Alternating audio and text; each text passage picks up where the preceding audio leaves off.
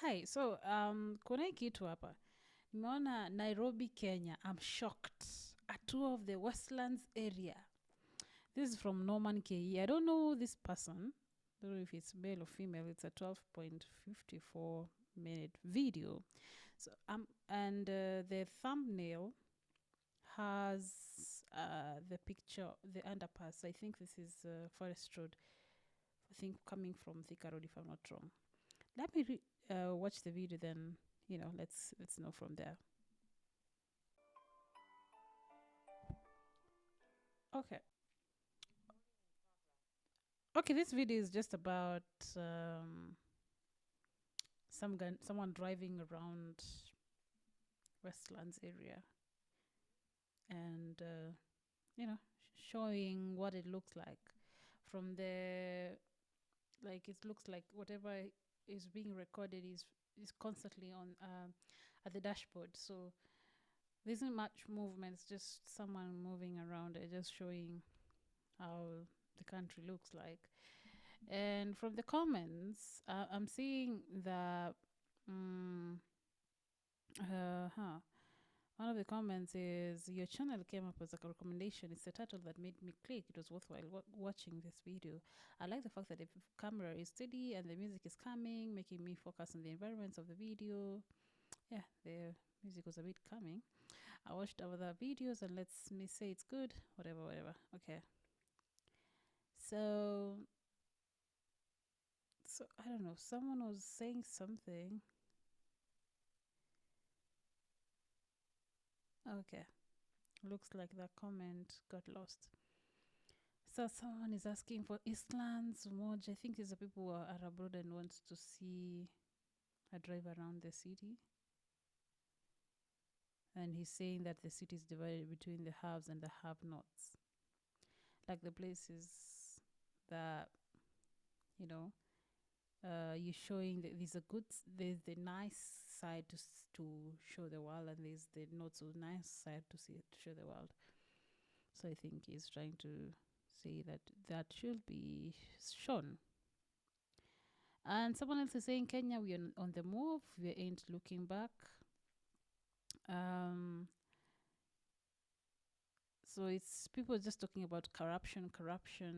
Like, we're moving forward. It's just that there's still corruption in Kenya. So I think if you compare Kenya, like generally, if you compare Kenya and other African countries, when it comes to internet penetration, we have the highest internet penetration in the whole of Africa. We have like over 87%, and that is on the it's on the same range with the first world countries like America. Because the following country is about 70 something, if I'm not wrong. I can't remember. Then after that, it's the penetration percent is 70 something. Then after that, I think it's 60 something or 50. So if you look at that, then from there, most of them are below 60s or 50s. It's below, actually, mostly below 50s. The most popular countries, they're below 50s in terms of penetration of internet. So if you're to compare Kenya and other countries when it comes to moving forward, I think Kenya is doing well. It's doing well considering the corruption that is in this country. But that's what is really lagging behind. If you had good leadership, and I think it's a sentiment by most people, if you had good leadership, then I think we'll be so far ahead. Because and also that also yeah, this thing has put me eyebrows. I don't have eyebrows, my friend. Let me remove this thing. Hey, fake. I don't like being fake. How do I remove this? Oh my god, how do you remove? What do you see?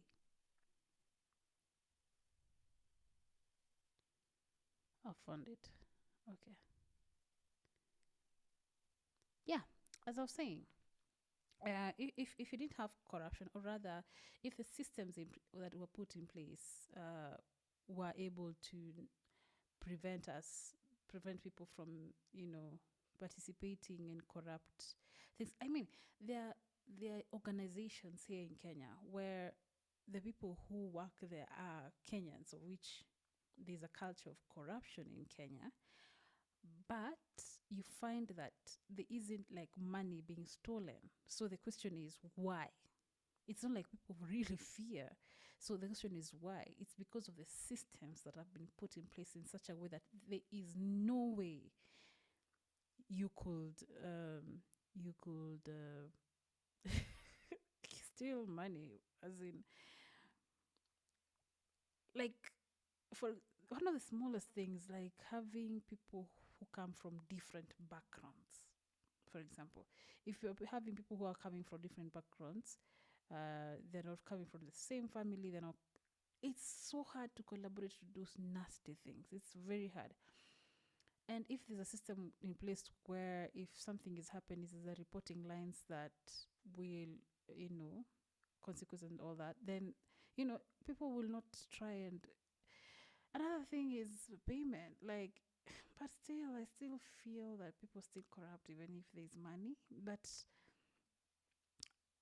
it's not like it's a lot of money. But people, I think the systems that have been put in place for someone to purchase something, for example, something very small.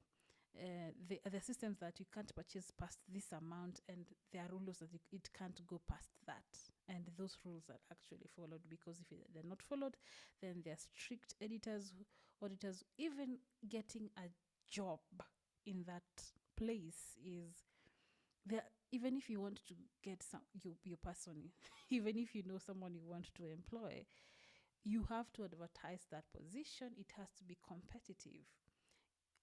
And there are chances where another person who is more qualified, because it's a panel, and it's according to that panel where they tick, and they add marks. And if it's a huge position, for example, past a certain level, a certain pay grade, then you find the whole organization actually interviews you, like their steps, and everybody grades you.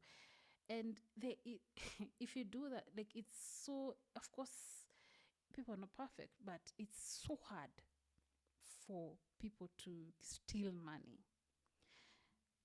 And also it comes with the leadership. If the leadership is of people of integrity, then it is very hard for the people who are below that to, to move in a different direction. They respect the space that they are in because of the leadership that they are in. So if only Kenya, we had systems that are actually working, that are unpenetratable, and we had leaders who are able to lead people in the right direction, then we won't have these issues of corruption. People will get their whatever the salary they have, and go home. If they need extra money, they do extra businesses that have nothing to do with the company, and they make extra money. And you know what? After that, the money that was supposed to be allocated for something will go to that thing, even if it's very little money. That money will make an impact, and you'll see a very huge difference when it comes to small things like flowers, like feed, like small things. And the small things contribute to a very huge thing. If you have people who feel that they have not, even if they don't have everything that they want, they have not been, someone is not getting something unfairly, then the minds of the people are working towards being better, compared, like, depending on the position they are in, they're not bitter. And such people who have that mindset, then they can work towards working on something that actually works. Of course, the world cannot be perfect, because I'm an idealist in some sense, but there's no way certain cases, some certain corrupt extreme cases would happen. And you know what that does? It means that the country must Kenya has potential to be very great. We have one of the best climates, diverse climates. We have wildlife. We have diverse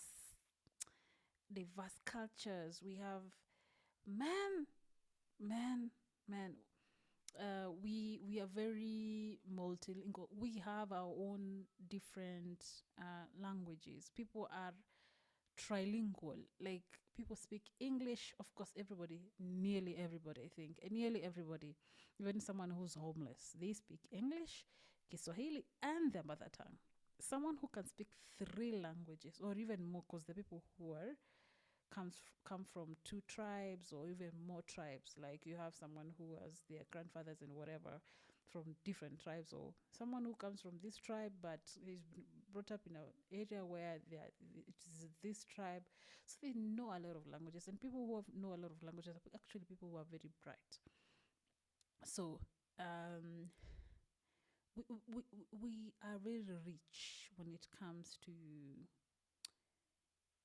if we had, if we're able to use that power that Kenyans on Twitter or Kenyans on TikTok or Kenyans online have on certain things that happen, like if something bad happens or if someone from outside disses Kenyans in some sort of way or puts Kenyan in a bad light, Kenyans fall on those people. And I don't know, it might be just a chunk of people who, I don't know, but I feel like it's most people in Kenya who go there and comment, and they don't know each other. Like that's when Kenyans come together, and of course it's bullying.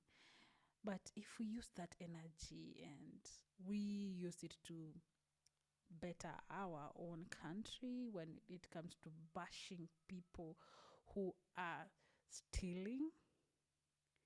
Like for example, if people were able to push the president out of Twitter, why can't we use that same energy to push away people who are corrupt from the system?